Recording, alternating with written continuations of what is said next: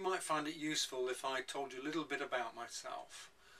Well, I had a reasonably successful corporate career in international marketing, which involved a lot of travelling, and as a result of that I got pretty stressed out. In fact, towards the end I was really heading off towards burnout. I then got made redundant and set up my own business, which was initially very successful and then very quickly very unsuccessful, and as a result of that I had an emotional breakdown. I really wasn't functioning for months. And it was then that I decided to train in the neurosciences, how the mind works, something I'd always been interested in, and that enabled me to get out of the mess that I was in. And then I realised, well, actually if I can help myself do that, then surely I can help other people do the same. So I went off and did more training and then set up my own neuro-linguistic psychotherapy practice. Since then, in the last 12 years, I've seen thousands of people for stress, anxiety, depression, eating disorders, lack of self-esteem, lack of confidence, fears and phobias, stopping smoking, weight loss, alcohol, drugs, all sorts of things.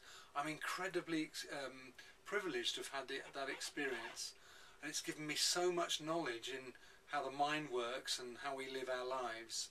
And as a result of that, I've now finished my first book, which is basically on how easy it is to do personal change if we do it right. And I've dedicated it, by the way, to every single one of my clients, because without them that book wouldn't exist. I'm a third of the way through the second one, and I'm currently researching my third. I'm also being asked now to go into companies and give presentations on leadership, on teamwork, on stress and well-being and so on, because I come at it from a completely different point of view.